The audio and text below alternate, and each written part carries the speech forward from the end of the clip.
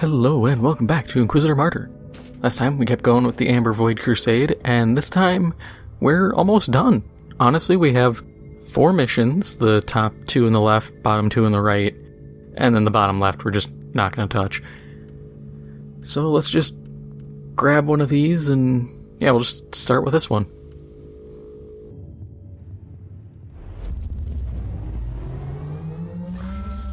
The enemy is here, preying on the weak and using craven tricks against the defenders of mankind.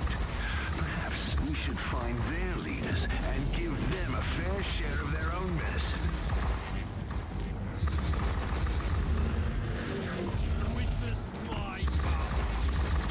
So I was watching a YouTube video before I started recording, and one guy referred to a Renaissance fair as a medieval convention. And that's both accurate and also incredibly painful to hear, and it feels very wrong.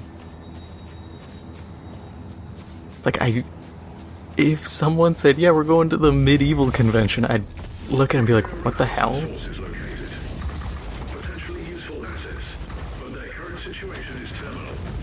Immediate action required. Reconnaissance force relieved. Sense basic. Oh yeah, I have a consumable I was going to use to give me extra damage. I'll probably do that once I finish these 2 easier missions, because the next, like the final missions are a bit harder. And I'll just pop that to quick smack my way through them. Because it's like a 50% damage up, which, if I remember the scaling right, it should actually give me more than my base damage. It should negate whatever penalties I receive and then some.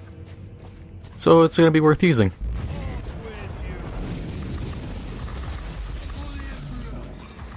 I also saw, I was looking at more stuff for HeroScape because I was looking at their like pre-order stuff, because like, oh, you know, want to know how this was all being done, if they're just going to launch it in stores or whatever. And they're doing, I don't like this method. I've been seeing this more and more with toy companies, and I just think it's really annoying.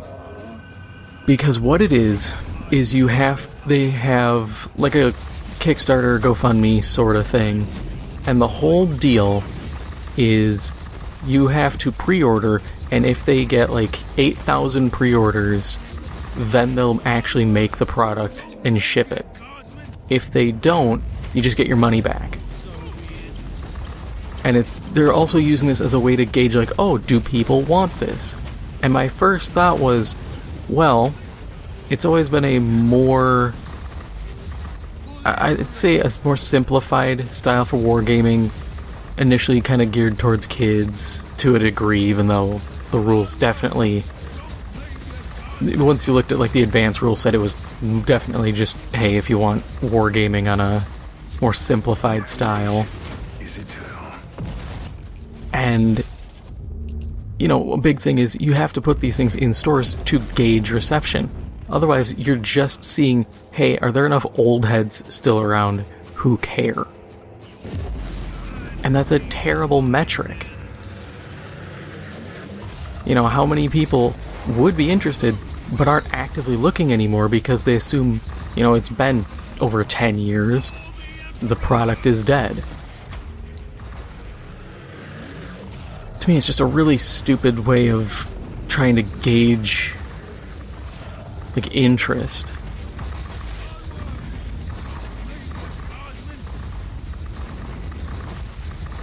So it just kind of bugs me, and like it's also $250, which on one hand I understand. You're getting like 70 some miniatures, getting a bunch of terrain.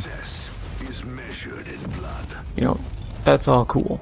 The problem I have is the fact that when you really boil it down, first off, none of the miniatures are painted. The only thing that's actually painted is your actual terrain tiles, and that can easily be done by just running like essentially like a paint roller over the top layer.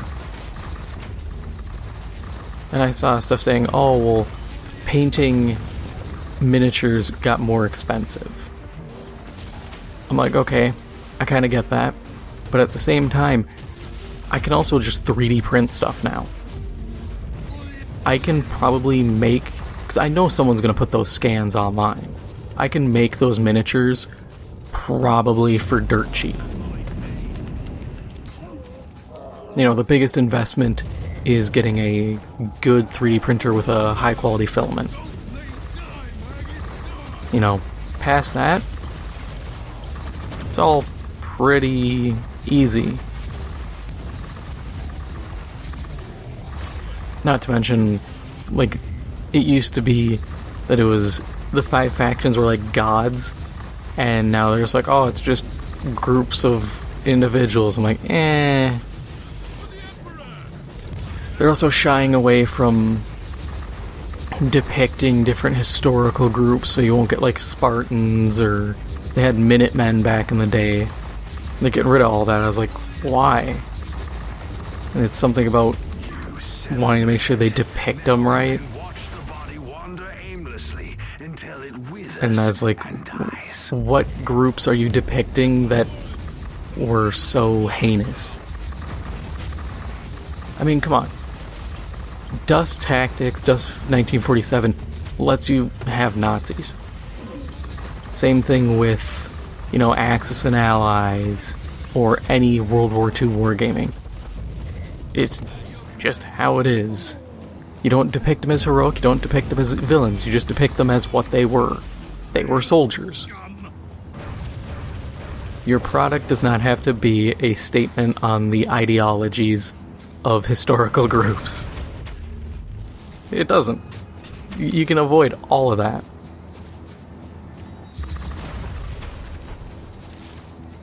But these days things seem a lot different, a lot, I don't want to say sensitive, just people I think are over-aware.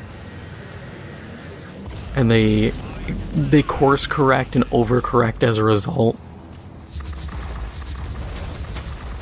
Like, there's older comedy movies where there's some jokes about, like, gay people, and they're a little out of pocket at times.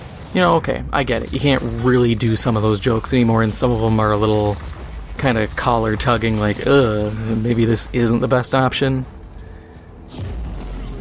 But then it becomes like, no, we can't make fun of anyone. It's like, you can.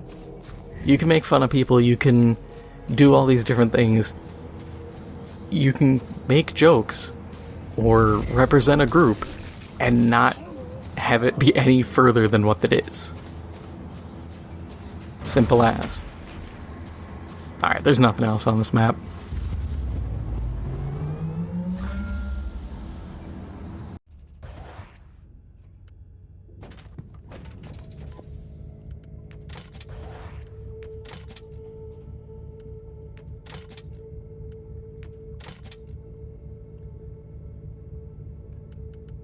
What's that armor? Nah. Even though the max energy shield would be nice, nah. Grenade, no. Do I have... Okay, I don't have any pending rewards now, okay. Yeah, I'm really hoping I can get some keys off these last missions, because otherwise I got 2 things and I'm kind of hoping to get something good. Yeah, we're not gonna mod it.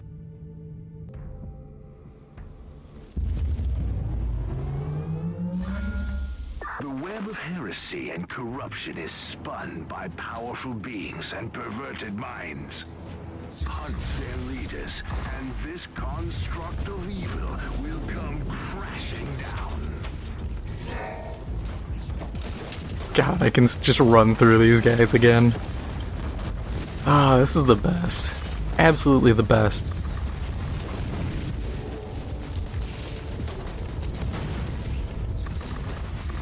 Oh, I saw an announcement for new miniatures for 40k. There was Lord Invocatus, which I think he's like a...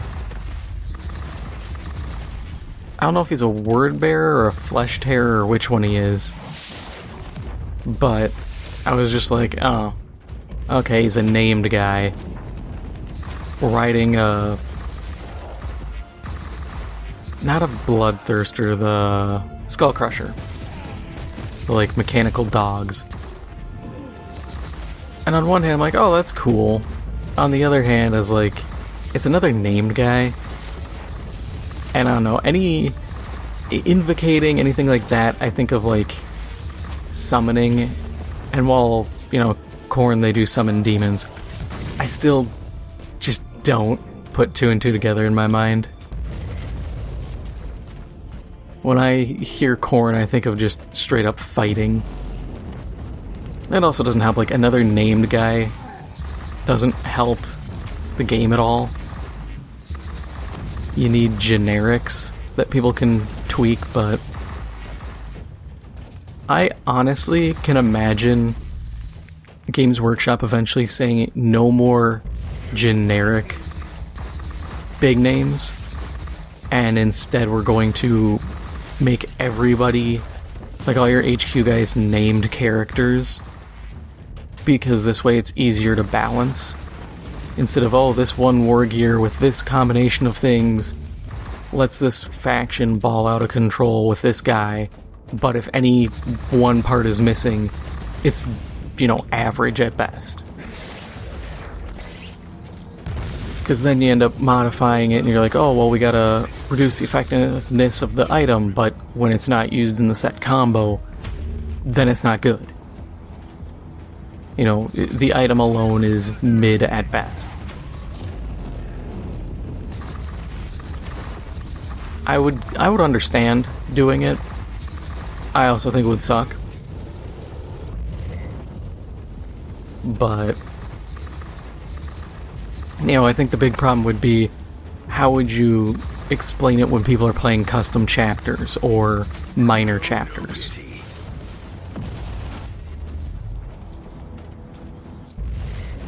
Teleport beacon in range.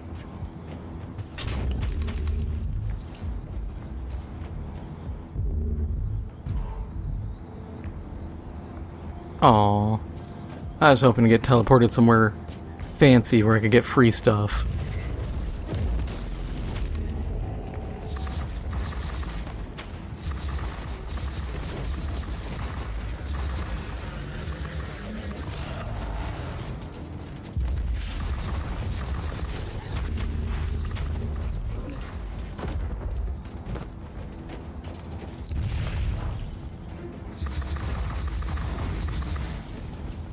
Yeah, I thought more about the, like, racing game idea last episode that I had talked about for Inquisitor.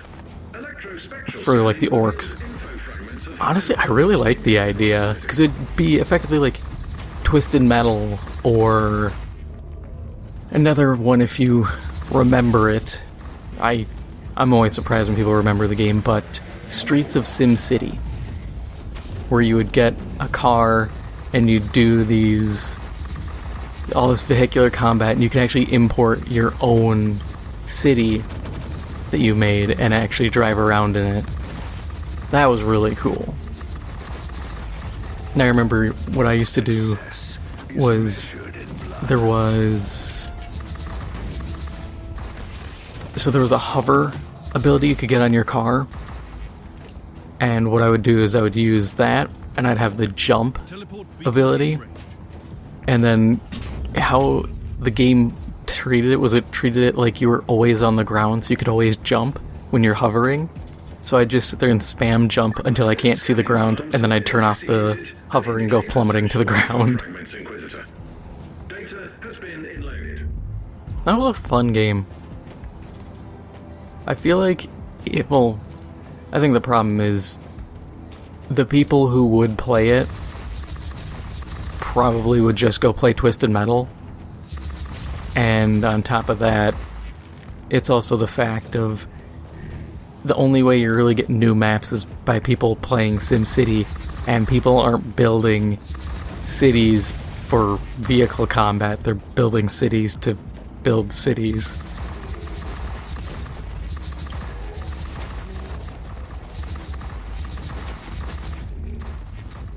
It'd be like having like Simcopter and going, oh yeah, we're gonna allow you to play like a helicopter game like they did, but you use, you know, actual like Apaches and it's all helicopter combat.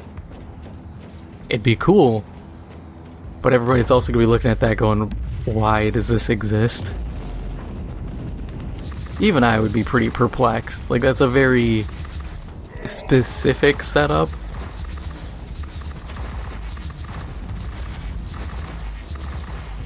Which also reminds me, I was looking at some of the stuff for... Actually, before I talk about that thing, since people might be wondering, and this is actually really important, yeah, bring it up 15 minutes in, but the Ultimate Edition of this game does not include the Sororitas DLC from what I've seen. Everything I've seen has said that comes out at a separate time. So, you're warned.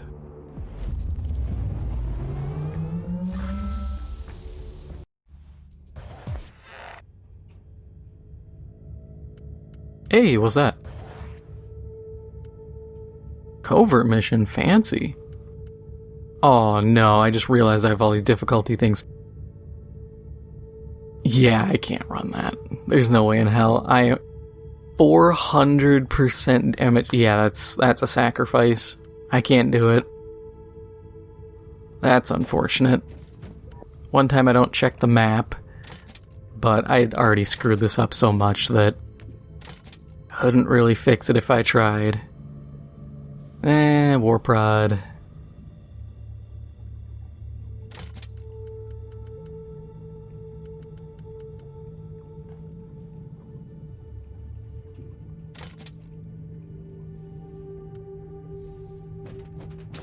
We'll just run these last two and call it a day.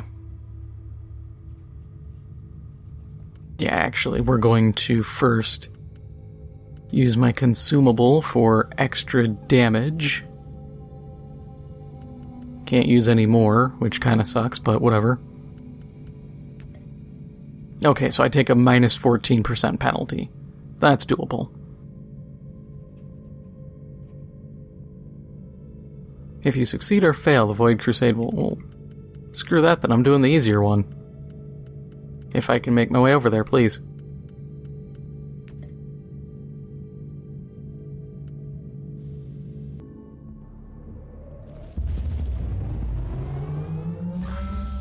The enemy is here, preying on the weak and using craven tricks against the defenders of mankind. Perhaps we should find their leaders and give them a fair share of their own medicine. Imperial reconnaissance forces located. Potentially useful assets, but their current situation is terminal. Immediate action required. Reconnaissance force relieved. Send basic. Follow and protect order to the survivors. But, as I was saying before I said the bit about the Martyr, like, PS5 Series X Edition Ultimate thing, I was looking at games for, like, Sony has their pseudo Game Pass thing, which I also think is stupid because Xbox admitted it's a loss leader. They literally flat out said, hey, we're losing money on this. It's just to pull you idiots in. So it's like, oh, okay. And I honestly get tired of these loss leaders because I just think they're a waste of money. You know, bring people in by actually offering good games instead of being like, hey, do you want to pay us a little more for games you probably either didn't care enough about to buy before or games you just weren't gonna play anyways. But Sony has their version, and it's mostly like PS3 games because the architecture of the PS3 is so wild, you can't easily run like the backwards compatibility apparently, even though there are emulators, but the emulators are still pretty rough. That's why a lot of people, for like Warhawk, people still just use, like, hacked PS3s to play on the custom servers people have set up, because it's easier to do that than anything else. Wonder where this goes. Unless it doesn't work.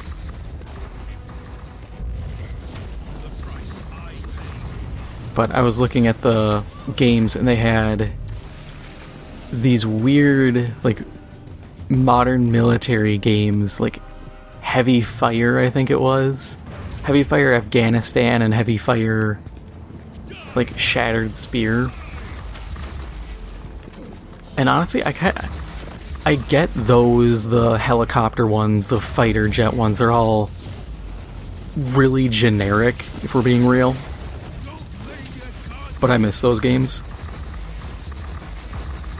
Just because on one hand it got a lot of studios some footing, and they were just kind of fun to screw around in. It's kind of like America's Army. Even though it was very obviously a recruitment tool by the US government, they weren't terrible. I mean, they tried to be grounded, so you weren't calling in, like, chopper gunners after mowing down 5 dudes. But they were interesting.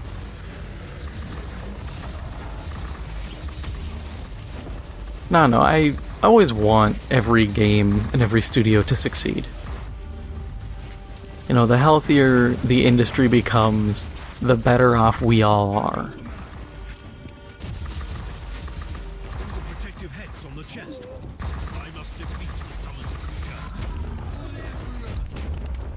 It's kind of like how it is with 40K, you know, you want it to do well so that hopefully we get better stuff in the future. I have to put hopefully because sometimes we're not listened to. Just kind of the reality of it.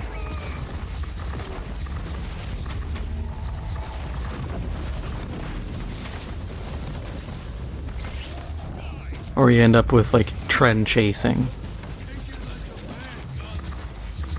Which is something that's kind of worrying me. I've been seeing that with, like, all the games trying to do extraction shooters now. Like, Call of Duty's even doing it with DMZ. The fact that, honestly, extraction shooter became a genre is a thing that shocked me. Because I remember when it was just like, yeah, you're playing a game like Tarkov, and now it's like, oh, well, instead of just calling it a Tarkov-like game, we have a name for it. And of course, everybody has to rush to do the same thing instead of, you know, some people do it, some people don't, you know, ease into it. Nah, we gotta bull rush this trend before we inevitably screw it up. Which is sad, you know. Even though I have my complaints with Tarkov, I do think it's not a terrible game. I think it's fun. Anxiety-inducing. You know, and it's annoying when you play as a scav and every other person who's a scav is just like, I don't care about my scav rating, and it's just trying to kill you for your, you know, your garbage shotgun or your AK without a dust cover. And they're like, I need this, and then, you know, I play with a friend. I got killed. They took my stuff, looked at it, ditched it, and then just kept going. I'm like, oh, cool, so you didn't have to do this shit. You're just an asshole. You know, we could have teamed up and jumped actual players and gotten good stuff, but nah. You gotta be just... It's the Call of Duty mentality is what I always say it is. The people who, they start, like, itching like they're a crackhead when it's like, I haven't committed violence in 15 seconds. Why haven't I shot someone? It's like, because you need to have more of an attention span.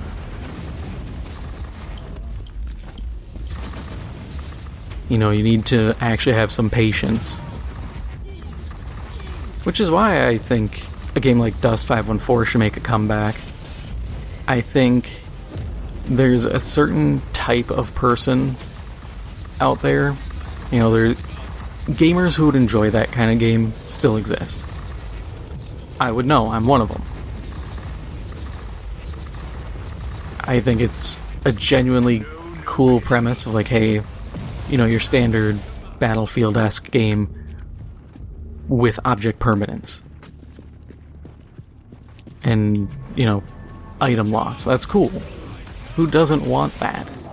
Who doesn't like the idea of being able to actually lose stuff you earn?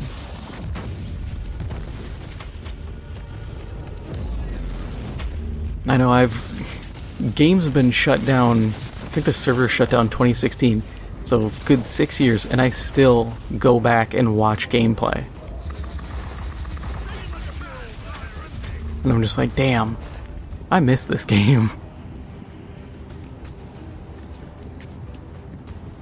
I remember when that was first announced, 2009. I remember hearing briefly about it, not knowing a damn thing, because I was barely into EVE at that point. But eventually, a couple years later, more started coming out, and I got deep into... I was actually deep in the community. Not a big name, mind you. You know, I wasn't one of those guys who's like, I need to be the biggest loudmouth on the forums. Like, nah, dude. A lot of those guys, they were big because they just trash-talked people. You know, that's not... It's not a good way to get a big name. I don't even know if they ever got into CSM or not. Which is really funny considering CSM has a completely different meaning in 40K.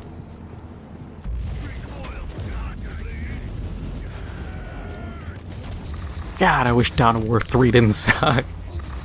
Just sitting there thinking about it, I'm like, oh yeah, CSM, what I always used to shorten for Chaos Space Marines when playing Dawn of War 2. And then I remember Dawn of War 3. You ever look at, like, the three Dawn of War games and just the vast stylistic changes? Dawn of War 1, standard RTS base builder. Dawn of War 2, you know, smaller force size, not at all focused on base building, more point capture. Dawn of War 3, the MOBA, with a little bit of base building.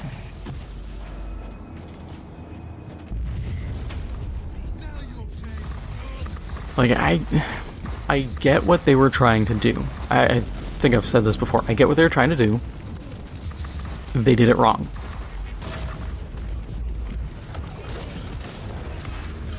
I don't know. Honestly, I feel like if you're making a sequel to a game, you should force your staff to play the game for an extended period.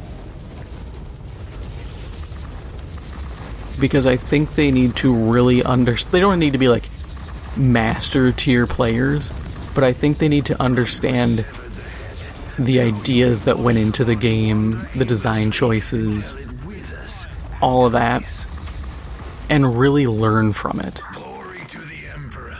It is time to reap the rewards of your And I think that crusade, can be said about Inquisitor. essentially any IP.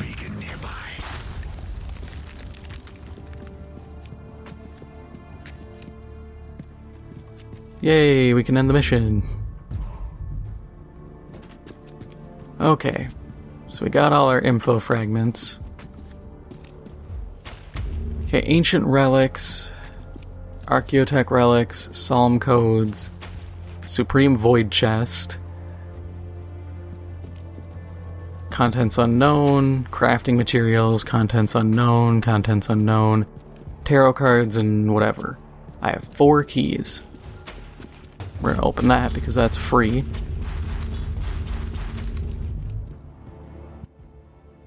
Actually, do we have space? We have some space, okay. Let's be real here.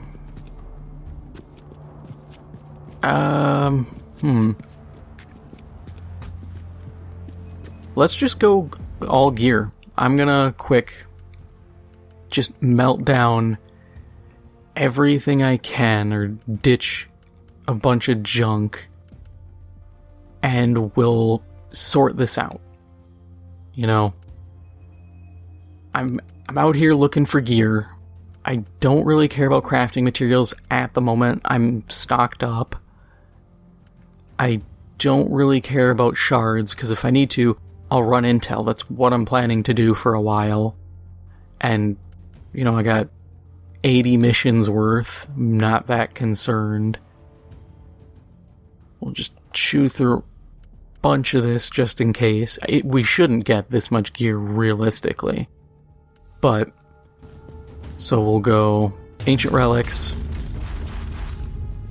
Didn't see a lot worthwhile there. Archaeotech. Psalm codes we don't need. Crafting materials we don't need. We have 2 keys. And we have 4 unknown boxes. So...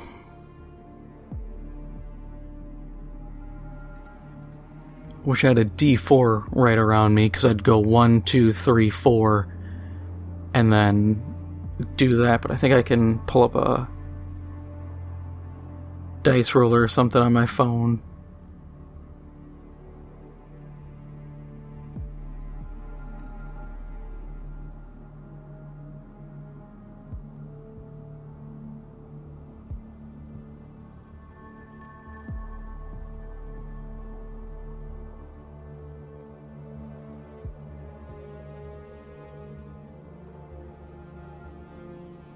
Okay, first roll is 4. So, 1, 2, 3, 4. I saw 2. That's a good sign. 2 Demon Forged. We got 1 more. 1. I mean, already I'm happy. Whatever this is whatever. Blueprints. Okay. Not the greatest, but for what I've gotten, I'm happy.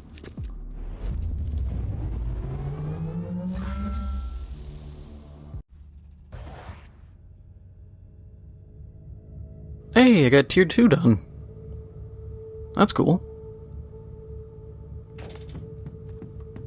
Hey, is that just... okay, now I can just reset it. We'll actually go over the gear next time. But we'll call it here. If you enjoyed this episode, make sure to hit the like button. It helps out the channel a lot. And if you haven't already, make sure to hit the subscribe button. Thank you for watching, and I'll see you in the next one.